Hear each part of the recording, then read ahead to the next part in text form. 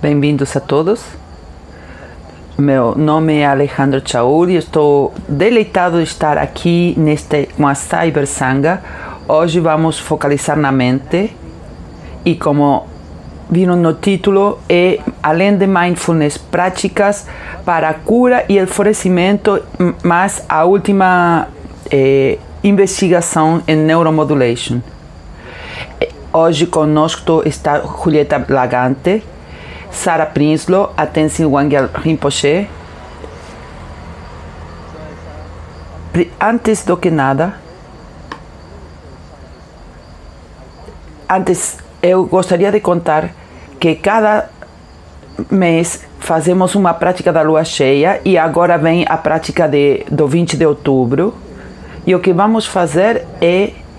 fazemos é passar 24 horas praticando e você pode se unir em qualquer momento da prática.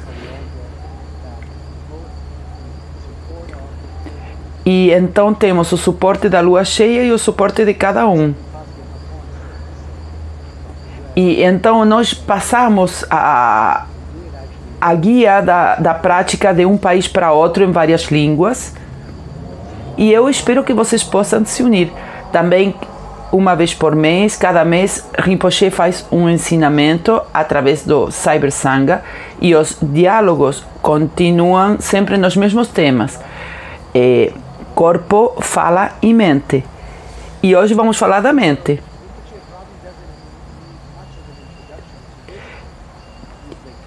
E Tenzin Wangyal Rinpoche não precisa muita apresentação, criador da Cyber Sangha, nasceu na Índia, é filho de pais tibetanos que fugiram do Tibete e na idade de 11 anos começou seu treino em Menri, no mosteiro de Menri, e Menri quer dizer Montanha da Medicina. E ele se graduou em 1996 com grau de Geshe e veio para o oeste a ensinar. E depois casou e tem um maravilhoso filho que acabou de fazer 16 anos. E ele ensina no mundo todo. Tem 35 centros em 35 países diferentes. E ele continua continuamente. Talvez o Covid parou um pouco ele. Mas ele pensou nesta Cyber Sangha antes de Covid, muito antes. E pensou em todo mundo conectado e unido. Então, muito obrigado. Hoje, junto ao Rinpoche, temos a Julieta Galante. Ela é argentina que nem eu. E ela está em Cambridge, pesquisando em psiquiatria. E seu background é em medicina preventiva, em saúde mental privada e pública para grandes populações. E ela está estudando particularmente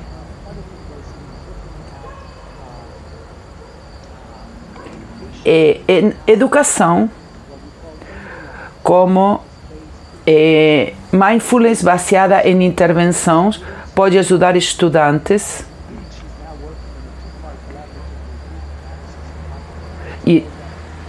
e para ajudar a saúde mental.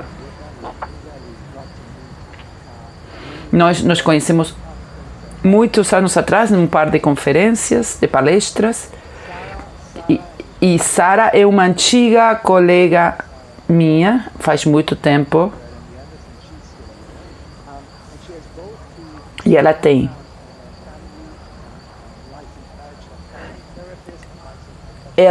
os dois títulos de terapista familiar e conselheira em terapias, e trabalha em reabilitação e medicina integrativa, e sua pesquisa está focalizada em aplicar neurociência em eletroencefalogramas e imagens e outras técnicas não invasivas, que ela vai falar sobre isso.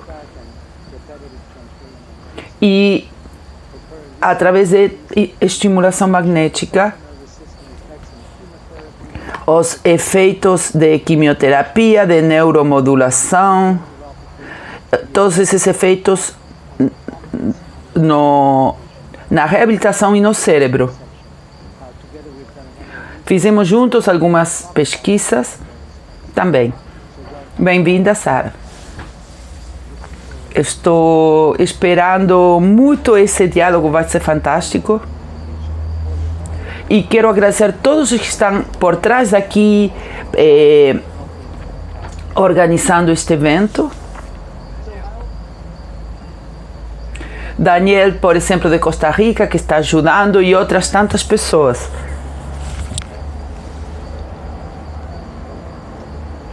Antes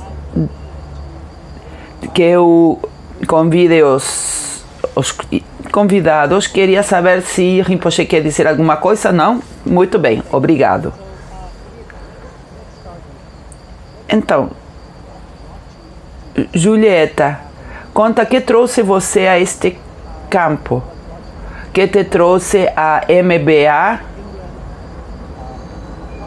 que é Mindfulness.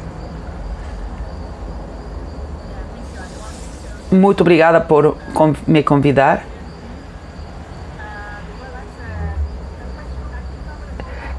Com essa pergunta eu posso cobrir a hora inteira, mas vou tentar ser sucinta. Sempre me fascinou comportamento humano. E estudei medicina também, porque precisava, e depois me dediquei à pesquisa. Como no meu treinamento como médica sempre me fascinou a mente, o corpo também, e a conexão entre os dois. E o sistema me frustrou muito em um momento. Nos hospitais públicos onde eu fui treinada, e os problemas de saúde não eram resolvidos. Por exemplo, problemas que vinham de alcoolismo, e às vezes eu via também o contexto em torno deles que não ajudava.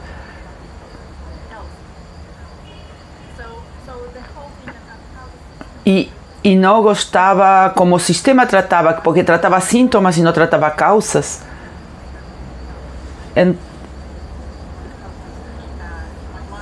Então eu queria pesquisar o que acontece na mente e como as coisas vão mudando, para tentar mudar o sistema. Então minha carreira foi um pouco dos dois, o sistema e a pesquisa, para fazer aflorar o tema da mente e melhorar a saúde.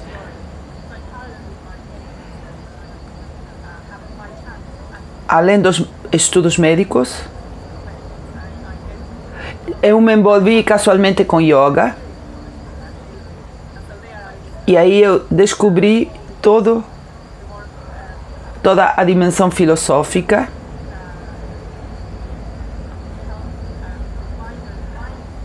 e as implicações mentais da prática de yoga na saúde e na energia e respiração, e esses aspectos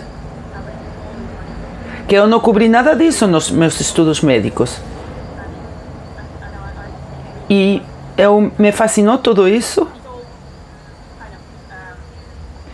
e tudo se juntou, e ao ver outras culturas onde as pessoas podiam florescer individualmente e não simplesmente tratar sintomas. A nível pessoal, essa foi uma boa prática para mim. Faz tempo que faço yoga e meditação relativa a yoga.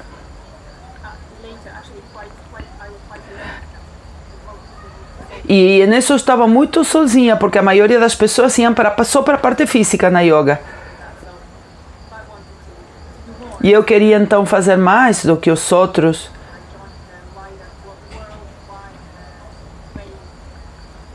E então eu me uni a essa onda mundial de pessoas interessadas nesse tema. E também me interessei como isso podia auxiliar a mente.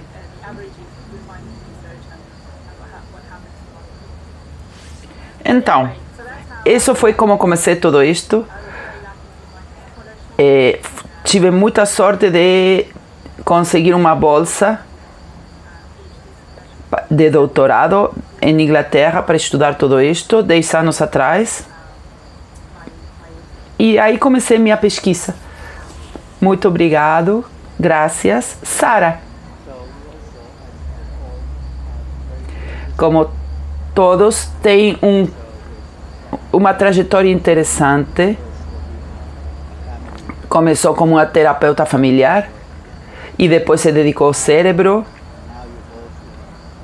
E agora faz medicina integrativa. Sim, eu acho que eu tive muita sorte de encontrar as pessoas certas nos momentos certos e todas essas portas de oportunidade que se abriram. Eu fiz um trabalho voluntário em cirurgia e depois decidi falar aos pacientes para ver o que esperavam da cirurgia. E quando tinham uma cirurgia reconstrutora e toda essa parte pessoal estava envolvida, e então comecei a fazer terapia.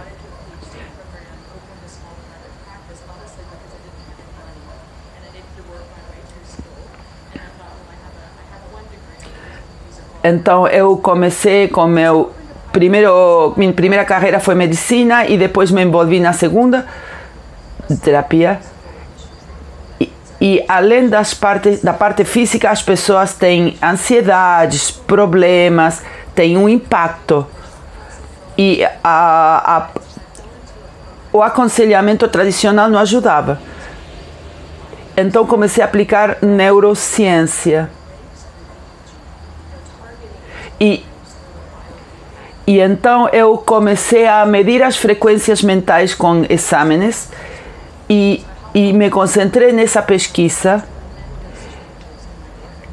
e comecei a implementar, graças a isso, umas mudanças impressionantes na minha prática, a parte de contato, de fala com eles.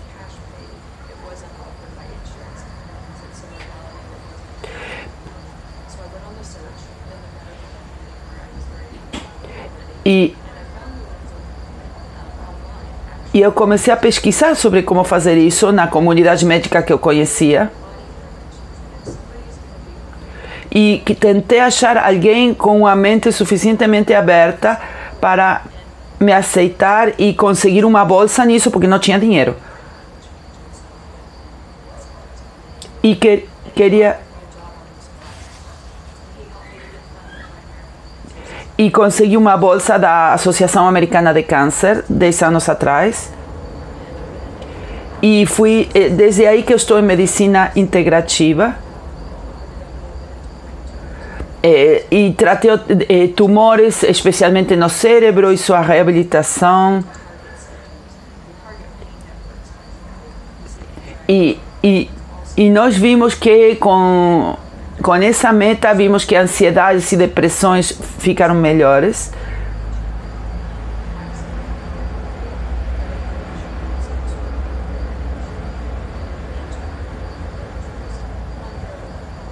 E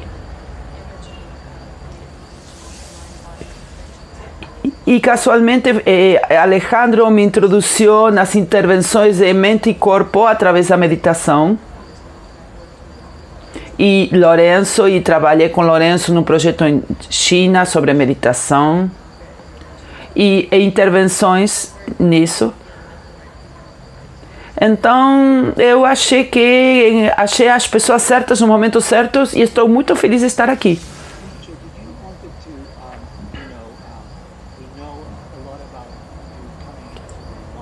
Nós sabemos de você vindo no mosteiro. Mas Por exemplo, eu queria falar agora sobre saúde mental, que isso não se fala muito no mosteiro.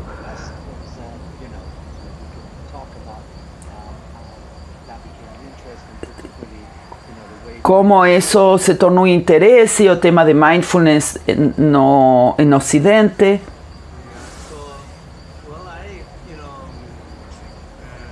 Bom, eu cresci no mosteiro, fui treinado, e não tem nada a ver com a forma de pensar no Ocidente.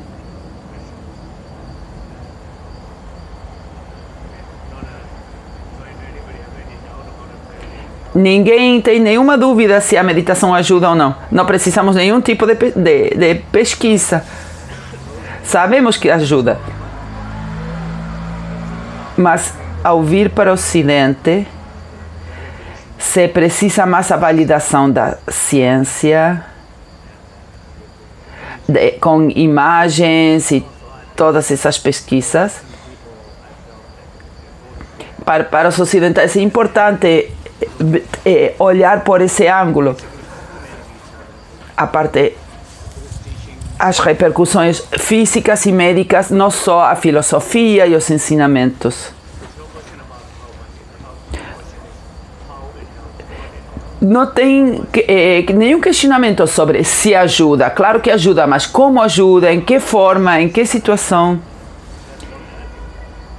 E é por isso que tem tantas pesquisas aparecendo e sempre parece que não é suficiente.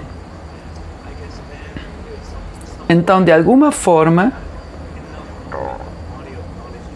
e quando tenhamos suficiente conhecimento, talvez o conhecimento do corpo e mente venham juntos para o propósito da saúde.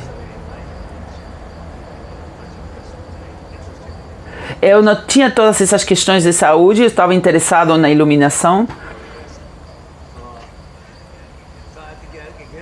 Mas imagino que é importante.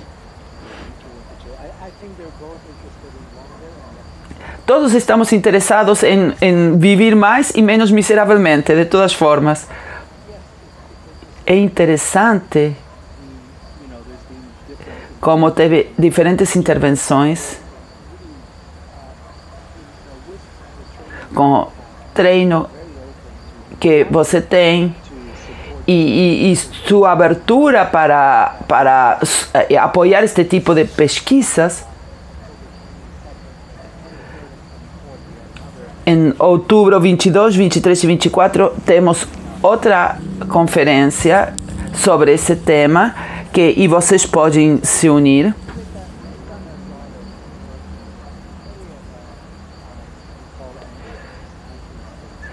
Então, Julieta trabalha em mindfulness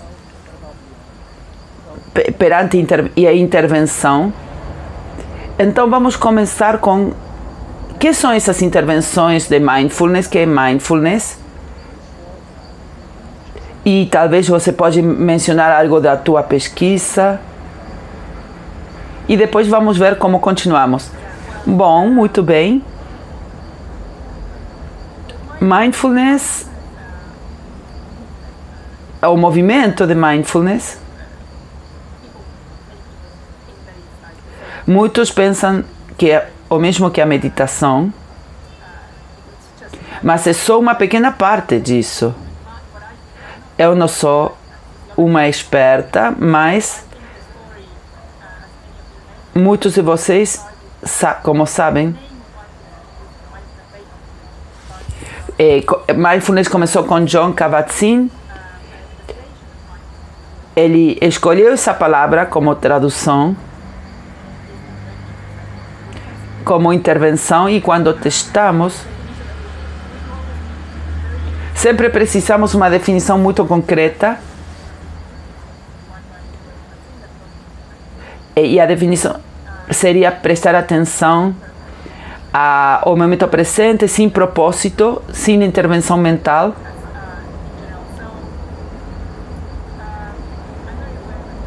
Eu sou consciente que deve ter muitas outras definições nesse tópico. E dentro do mesmo campo tem pessoas usando diferentes intervenções. a pesquisa que estamos fazendo,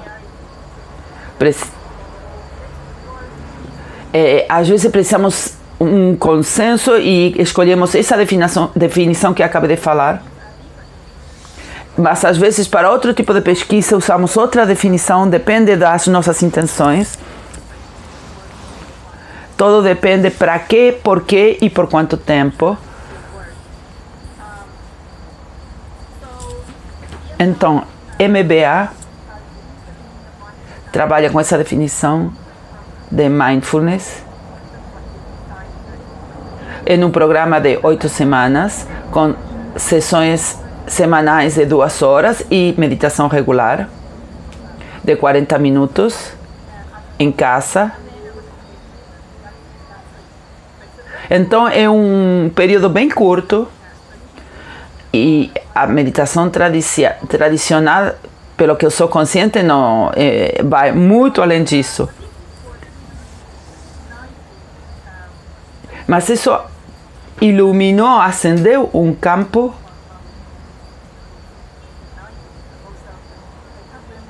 não lembro.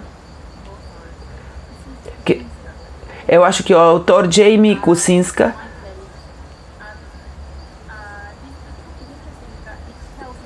esse livro conta a história de como mindfulness se tornou algo tão grande.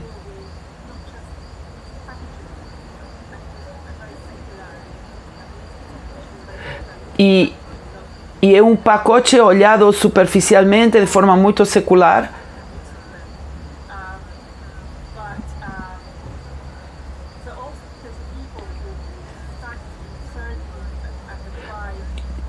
Os pesquisadores que começaram a usar e aplicar isto para validar e disseminar este mindfulness, também trabalharam com objetivos além de mindfulness.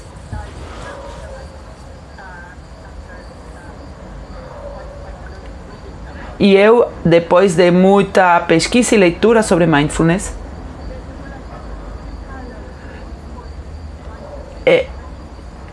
achei dois caminhos para esse mindfulness. Uma parte é a clínica.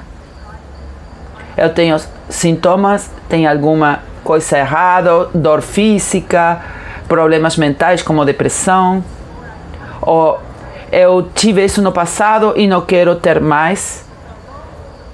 Então as pessoas vieram com programas e outros elementos terapêuticos, como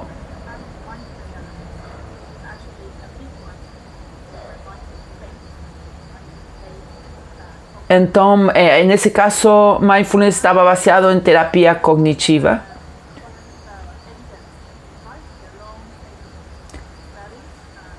Então, isso tem muitos estudos, evidências, etc.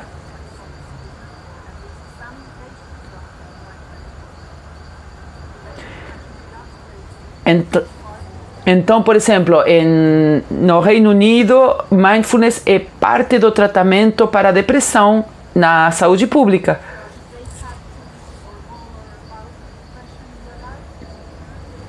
Quem teve uma ou duas depressões, para prevenir a terceira, utiliza mindfulness.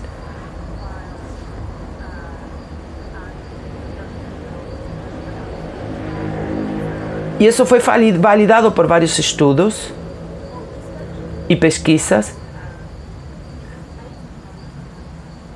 E agora minha pesquisa tem lugar em como poder expandir isto para crianças, adolescentes que ainda não tiveram depressão, por exemplo. E outro caminho, a outra trilha seria a não clínica, para pessoas que não tiveram problemas de saúde, mas querem se sentir melhor, para eliminar estresse, se sentir melhor, e também para render melhor no trabalho, fazer melhor o trabalho.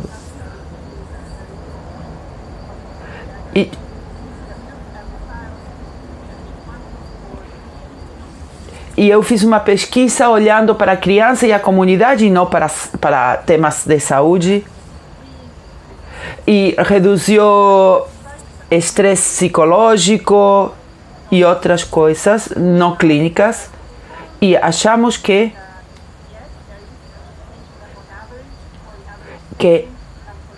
nas pessoas, na média de outras pessoas, ajuda a se sentir melhor dentro de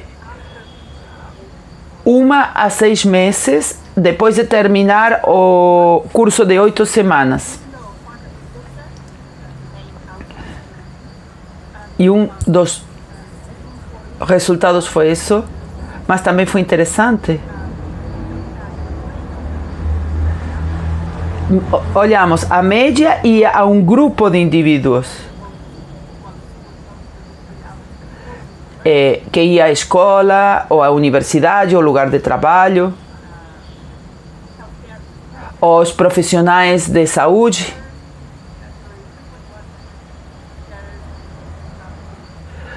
Por exemplo, pessoas que ajudam pessoas com discapacitadas ou de idade.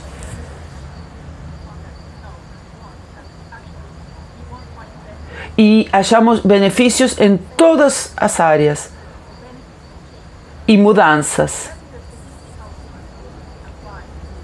Essa é a evidência que temos.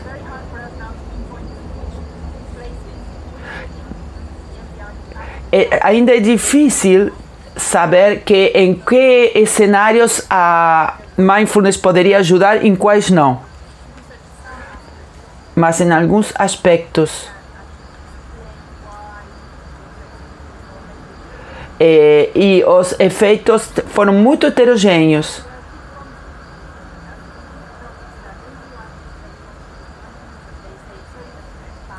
E todos os que fizeram o programa mostraram evidências muito válidas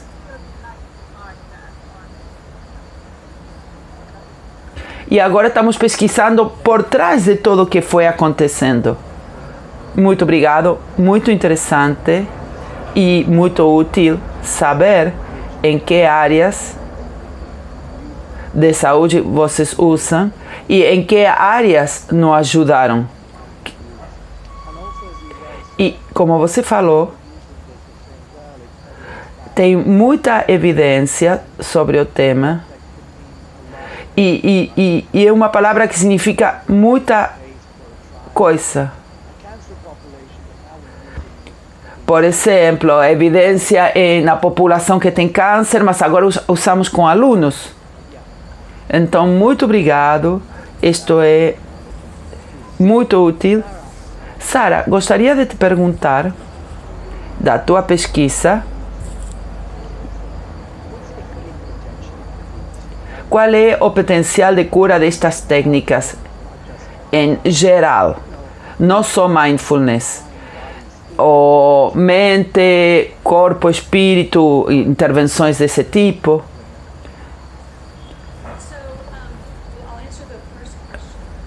Vou responder primeiro a última pergunta.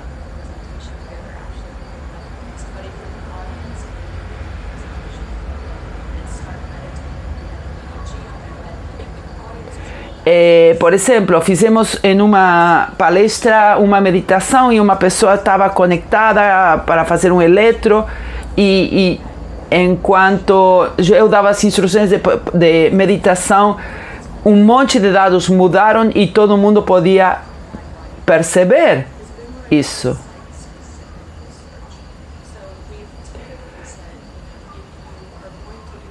Geralmente dizemos,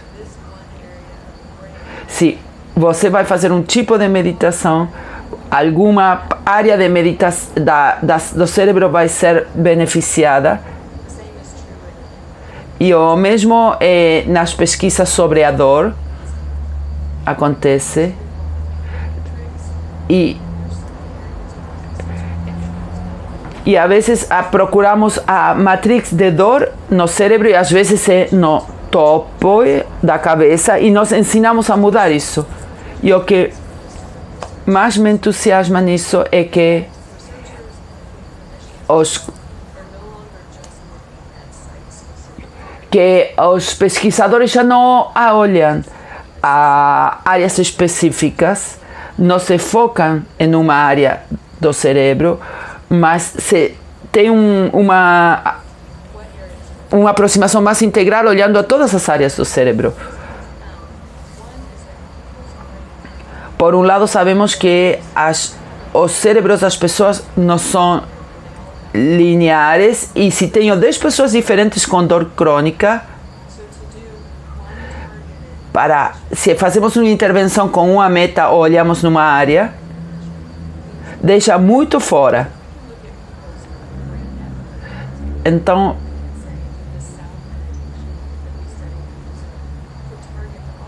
por exemplo, a meditação com som pode atingir, que fizemos em Brasil uma pesquisa, pode atingir muitas pessoas, e isso pode ser uma forma muito particular de modelar uma intervenção. Tem diferentes modalidades. Alguns podem reagir melhor à acupuntura, outros à meditação, outros à yoga. Potencial. O que podemos prescrever é baseado na intervenção e a malfunção do cérebro de determinadas áreas. Então, você tem um problema, traz para um profissional e ele ajuda, mas na verdade os cérebros mudam. Por exemplo, depois de um procedimento de quimioterapia, alguém não tem dor em determinado lugar, mas outra pessoa pode chegar a ter. Então,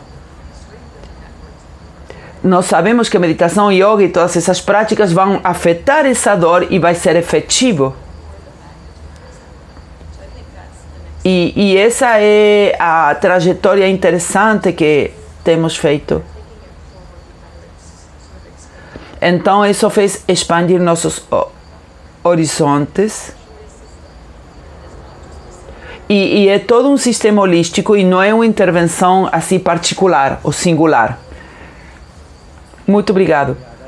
Isso é muito importante. Porque a ideia de não ter só um tipo de tratamento, também o cérebro está em diferentes partes.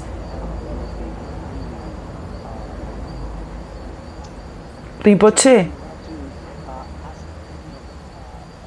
você gostaria de fazer alguma pergunta, alguma delas ou as duas? Sim.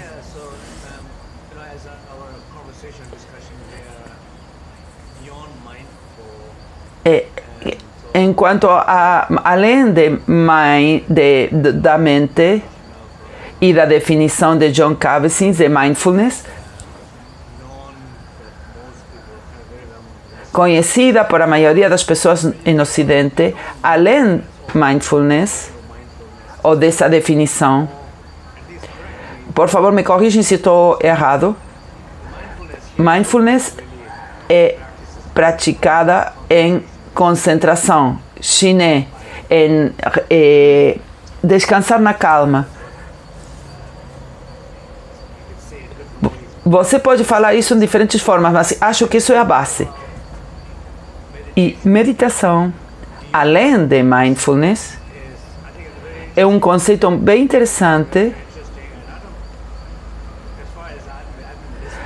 Ao ouvir, eu não ouço muito essa discussão de o que você tem além de mindfulness. Mindfulness é importante, mas nós não podemos ir além também de focalizar em um objeto ou na calma.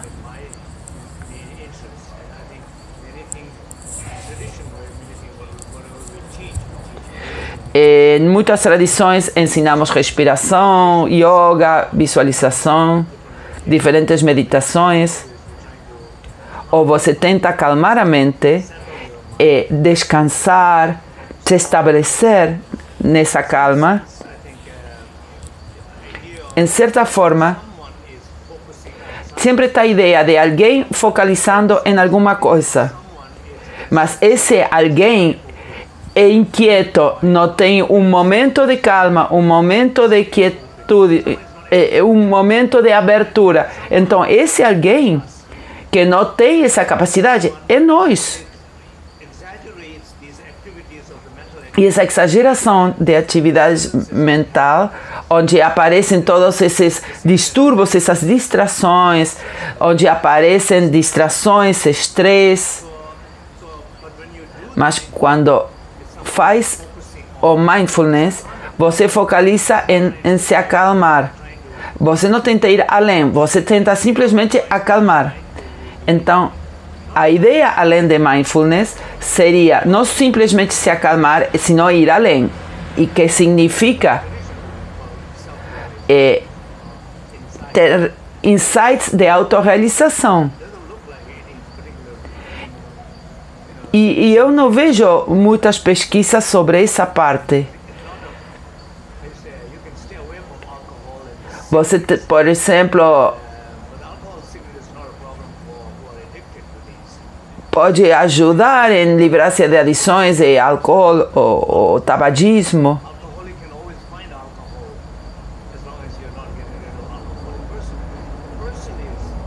E a questão é tratar a identidade. Porque uma pessoa que não é alcoólatra não vai atrás de bebida como um alcoólatra. Então, se você sempre fica apegado a essa identidade, você vai continuar além do mindfulness. E eu gostaria de saber o que vocês têm que dizer sobre isso. Posso começar? Sim, você está certo, é muito interessante o que você falou. As intervenções, os tratamentos de mindfulness é para quem nunca teve um treino em meditação. Então, é uma estrutura base que todas as tradições até têm. E eu concordo que não sempre acalma a mente, eles fazem, quem faz esse trabalho faz um pouco de yoga, algumas práticas de concentração em objetos internos do corpo, e tem certos insights nessas práticas, certa abertura,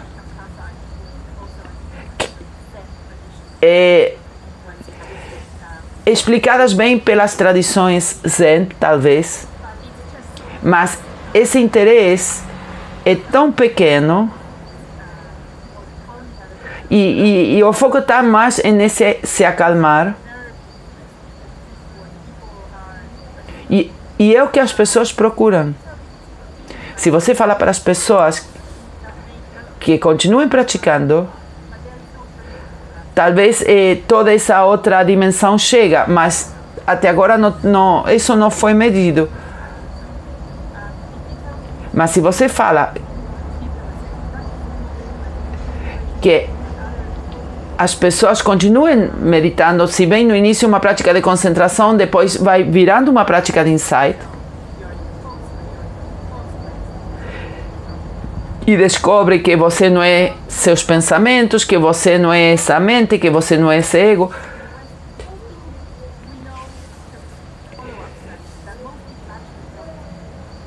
E nós, pelos trabalhos que fazemos e pesquisas, sabemos que a maioria das pessoas não continua meditando depois dessas 8 semanas.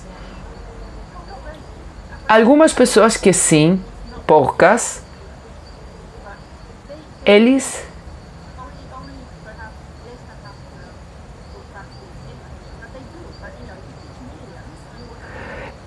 continuam. Se você ensina a milhões, talvez você termina com alguns miles que continuam e encontram outros efeitos desse processo de meditação. Mas às vezes sentem falta de um professor.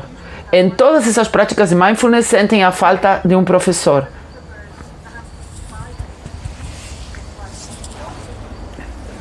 nos cursos não clínicos, você tem um professor para 30 pessoas. E o curso termina e a pessoa perde contato com esse professor. Então, eles provavelmente se encontram alguma coisa depois, se encontram alguma tradição, pode ajudar. Mas não sabemos, desde o ponto de vista da pesquisa que acontece. Mas se você não procura, você não acha. Mas se você procura, você vai achar. Se nós começamos a olhar, vamos a procurar, vamos achar progressões de meditação,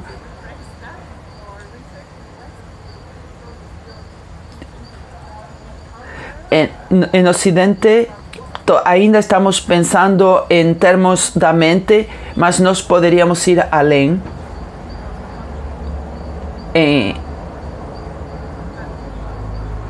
Mas precisamos ver esses resultados que podem vir com a prática de mindfulness e repensar como a prática de mindfulness acende, dispara outras buscas pessoais e outras práticas, talvez, ou ir além.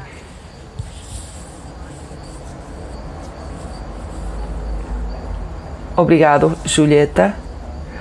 Um par de coisas que são importantes do que você falou é guia contínua.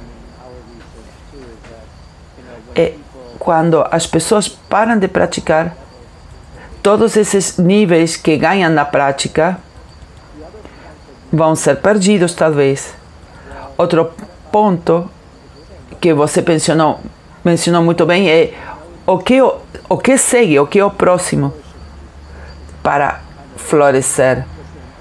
E seria encompassar todas essas coisas. Todas essas coisas que estão além de simplesmente estar calmo. Às vezes também, muitas pessoas têm muita dificuldade durante a prática de deixar essa porta aberta. Eu vou voltar com esse tema com você, mas quero agora convidar a Sara a falar se concordo, particularmente em Ocidente.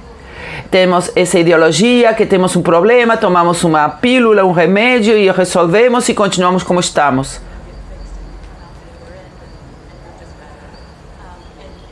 E também sabemos que isso não se sostém com o tempo, através de pesquisa.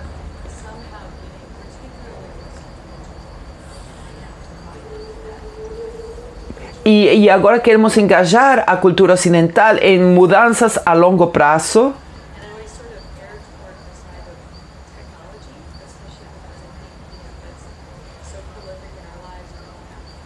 E agora entrou o tema da tecnologia, tão prolífero na vida. E também pensamos nas gerações que vêm no futuro, tão baseadas com tanto contato com a tecnologia.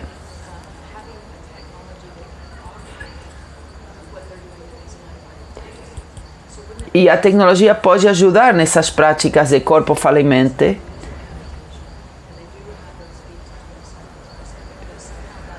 E a parte eletrônica e a parte de medição pode até convencer e reforçar a validez da prática.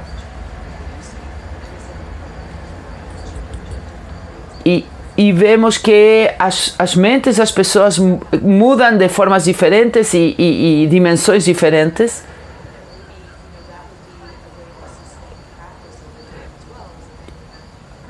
E isso pode se tornar uma prática constante.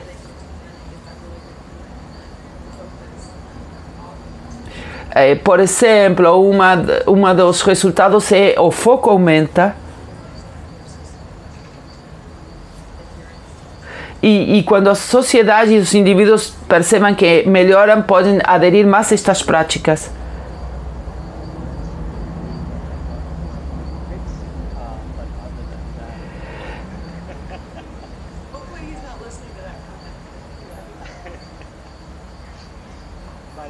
para a audiência.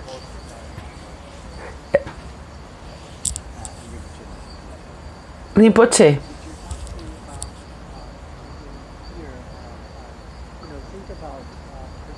particularmente estava pensando os aspectos de potenciar a meditação. Nós temos na nossa tradição os aspectos de potenciar a prática. Não fazemos com tecnologia, senão fazemos com nossas mentes, fala e corpo.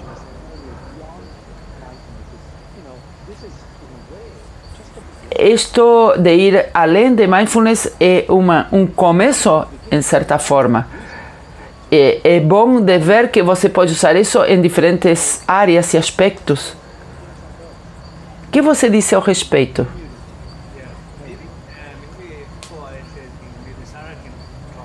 Antes de eu falar alguma coisa, Sara poderia falar sobre a meditação do som e meditação. Eu estudei isso particularmente em Brasil. Fizemos nós dois, aqui no Brasil. É verdade, é verdade. As mentes mudaram com a meditação do som. Vemos que a mente muda e os resultados ven que o estresse diminui e a concentração aumenta, e foi muito interessante. Nós publicamos essa pesquisa em 2013 em psicologia.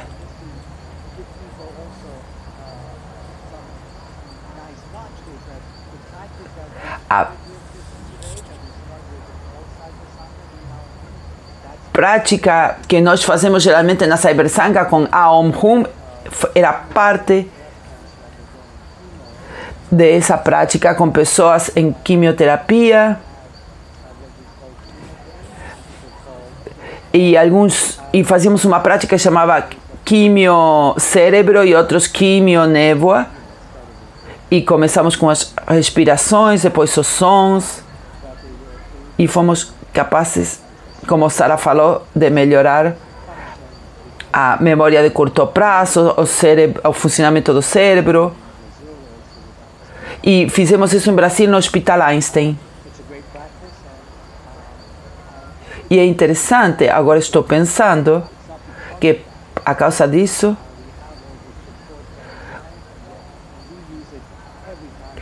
se bem temos o suporte da ciência, usamos no Cybersangha o tempo todo, é verdade, os membros da Cybersangha que seguem este Facebook e praticam cada vez que usamos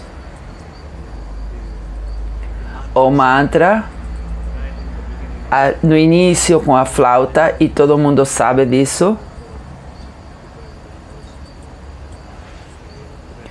Todos conhecem o livro dos sons de cura tibetanos. Geralmente, quando as pessoas falam sobre pesquisa, falam da parte cognitiva, estresse, a memória de curto prazo.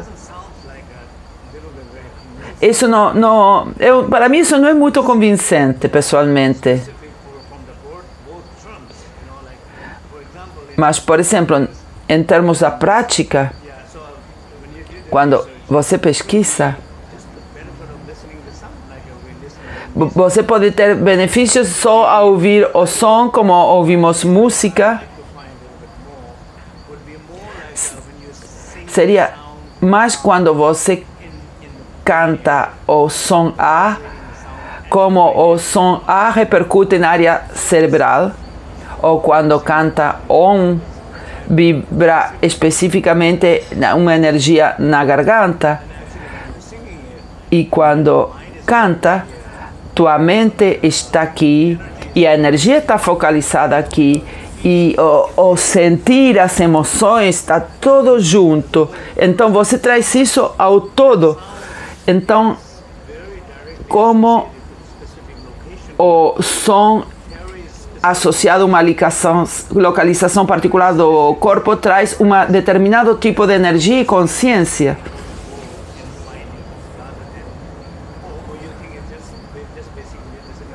Ou você só acha que é ouvir o som? Não, não.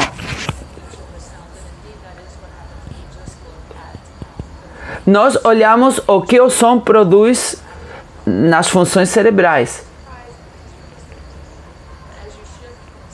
Mas ao mudar de um som para outro, determinadas áreas da mente eram atingidas e havia padrões de atividade mais pronunciados. E isso é muito positivo para intervenções assim, com um lugar em particular. Então, nós somos capazes de saber o que acontece com cada um destes sons em diferentes partes da mente e do corpo. E ao mudar de um som para outro, e também tendo em mente que tem um sistema unido de todos os sons. Desculpa, Rinpoche, eu queria adicionar mais uma coisa que eu acho importante.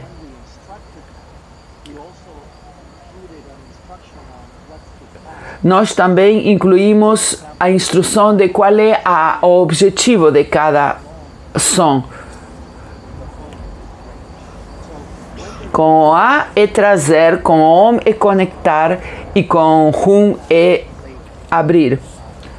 Então, em princípio, eu não estou dizendo como deve ser. Antes falamos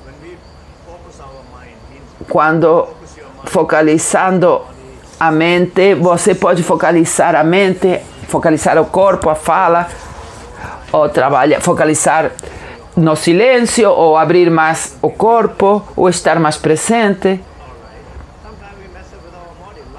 Às vezes a gente faz bagunça com o corpo porque não temos relação, conexão com o corpo. O corpo não é suporte nas nossas práticas, ou para alguns, não é tanto o corpo, mas tem pessoas que, enquanto abrem a boca, criam problemas. Então, a fala é o problema. Então, cada vez que isso interfere na vida, nas relações pessoais, no trabalho, então, isso está em todas partes. Então, para esse tipo de pessoas, esse foco de mindfulness deveria estar mais na fala, ou nas emoções, e não tanto no corpo, ou em estar presente.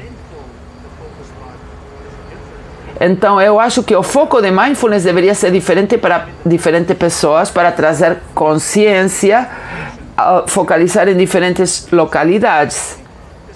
Essa é a minha ideia. Muito obrigado, Rinpoche.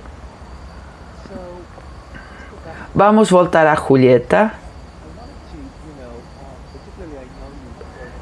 Sei que você trabalha com alunos e é uma parte tão importante de nossa sociedade.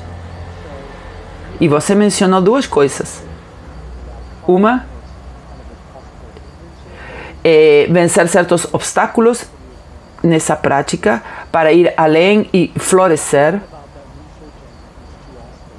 Gostaria que você falasse mais desses dois aspectos. Sim.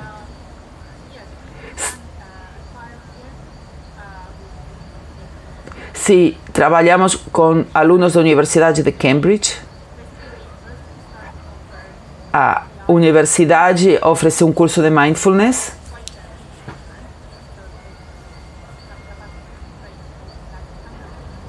E treinava mais de 100 alunos cada semestre.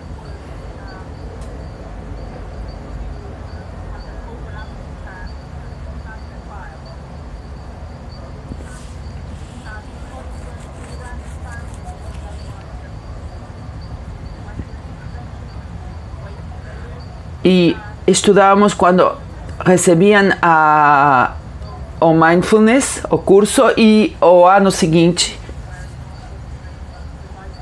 E também estudávamos como o mindfulness ajudava a revisar para provas. Eles estão muito obsessionados com provas, são alunos muito bons. É muito difícil entrar em Cambridge, então eles se sentem muito estressados com provas. E achamos que a intervenção de mindfulness ajudou eles a ser mais resilientes e eles têm menos estresse. Os outros tinham picos de estresse e os estudantes de mindfulness se mantinham sempre mais estáveis, no mesmo nível.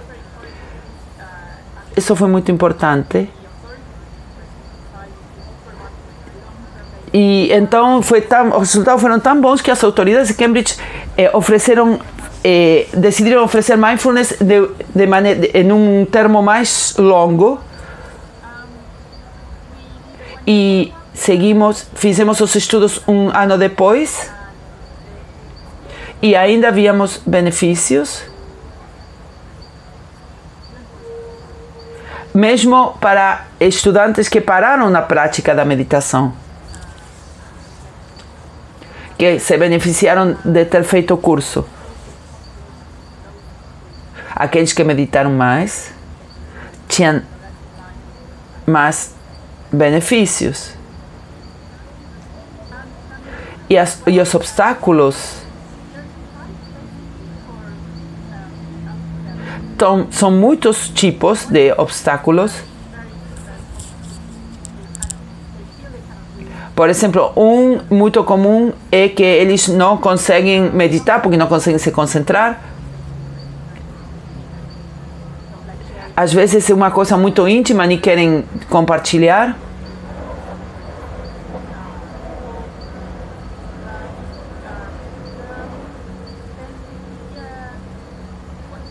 Outra coisa que fizemos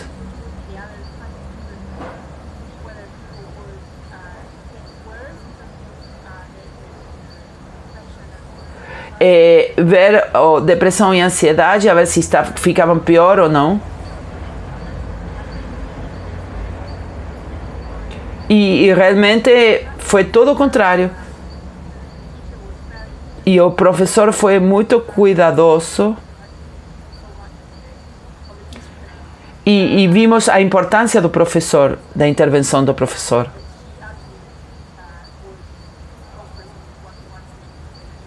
E essa professora que oferecia sessões assim, um a um, individuais, quando alguém precisava. E depois de um ano, achamos, porém, seja um projeto muito experimental.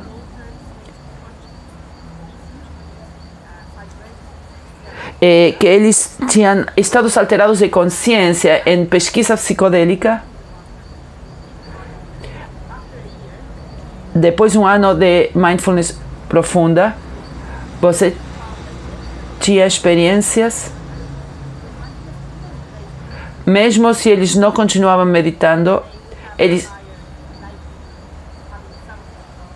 experiências de unidade, integração,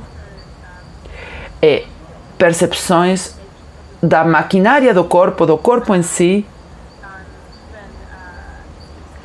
sinestesia, essa confusão entre os inputs vindo em pessoas com sinestesia, que por exemplo, são essas pessoas que veem cores quando ouvem sons, essa confusão de percepção nos diferentes sentidos.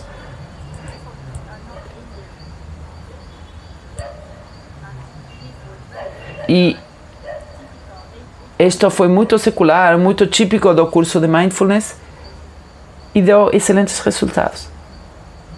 Maravilhoso.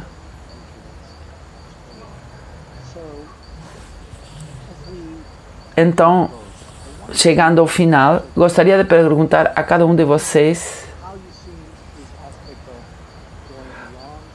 como vem esse aspecto de indo além, florescendo, os próximos passos da direção que vocês vão levar nas suas vidas, nas suas pesquisas. A próxima direção, em geral, e na minha parte pessoal, é entender o que acontece em cada passo, tendo as mudanças no cérebro, como não simplesmente tratar doenças,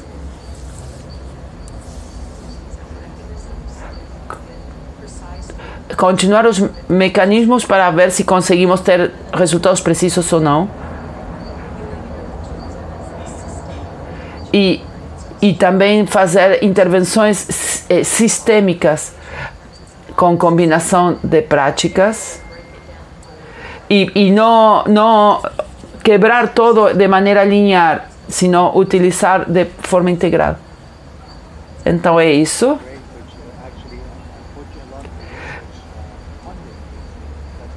É maravilhoso.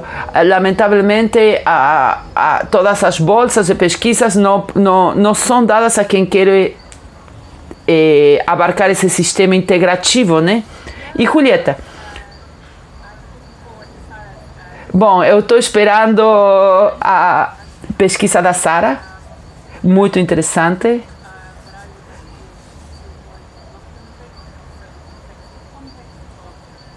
Eu gostaria de ver mais os efeitos de cultura e de contexto, além do meditador e de mindfulness.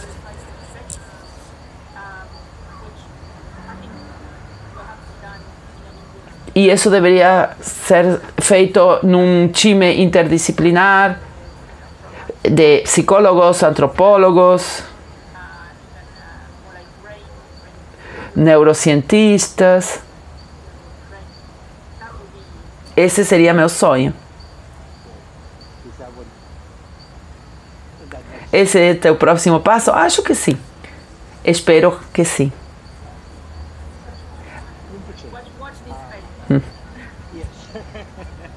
Rinpoche.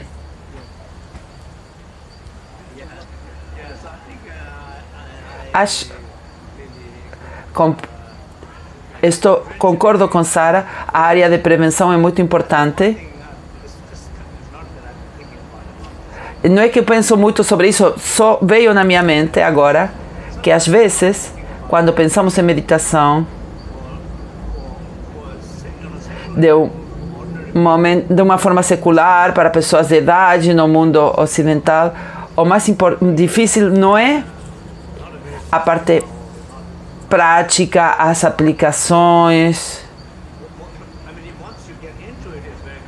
Se você entrar é muito bonito, mas é também um problema para as pessoas entrar na meditação. Então, isso que eu digo, muitas vezes seria útil pensar em uma meditação específica. Tem muitos tipos de meditação. E essa meditação talvez tenha efeitos específicos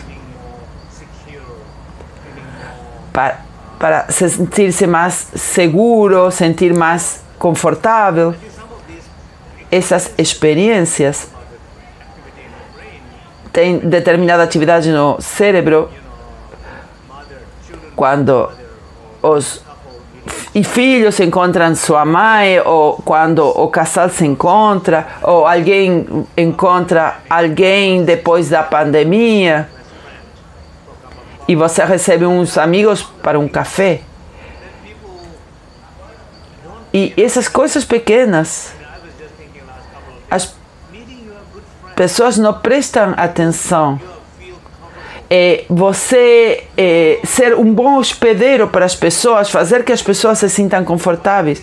Por que não fazemos, por exemplo, isso? Ou por que não fazemos suficiente? Sistematicamente, as pessoas que pratica uma vez por semana, você aconselhar, se reconecta com as pessoas que você ama, com as pessoas com quem você está a diário. Às vezes, as experiências ordinárias, quando os resultados da meditação é ser capazes de ouvir alguém, de sentar meia hora para estar realmente com alguém. Sim, então seria muito bom trazer essas experiências ordinárias da vida e de trazer amigos juntos e ver como a meditação afeta a vida diária e não simplesmente fazer as medições durante a meditação. Muito obrigado, Rinpoche. Imagino que Sara e eu no nosso próximo encontro em algum café vamos trazer os eletroencefalogramas a ver o que acontece.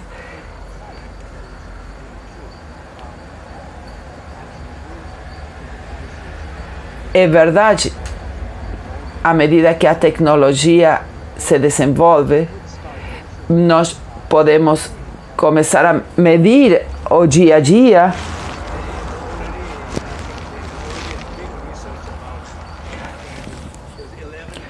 Eu acho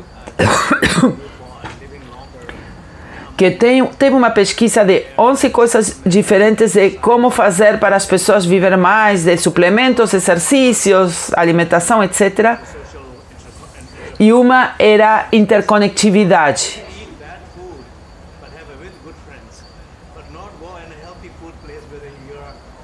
Você pode comer essa comida e ter muitos bons amigos, mas não ir a esses lugares onde você se alimenta mal e tem amigos ruins.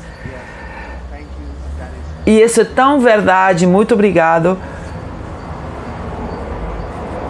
É muito importante estar juntos nisso. Sara, muito obrigado. Julieta, muito obrigado.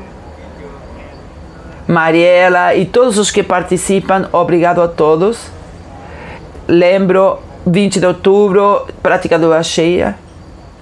De 21 a 24 tem diálogos sobre o tema.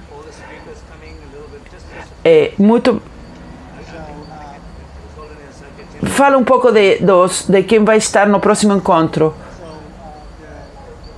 A palestra, a conferência vai estar com uma meditação de yoga tibetano, com Alan Wallace, e depois vai ter painéis de corpo, respiração e mente no corpo.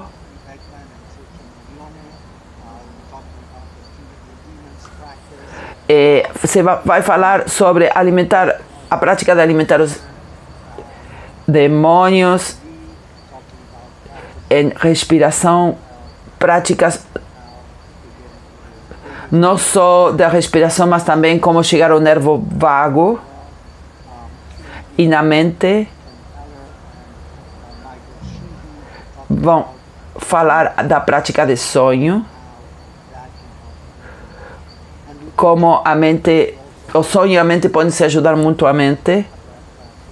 E vai ter práticas em cada uma das áreas, corpo, respiração e mente. Espero que você se una a nós e é de graça.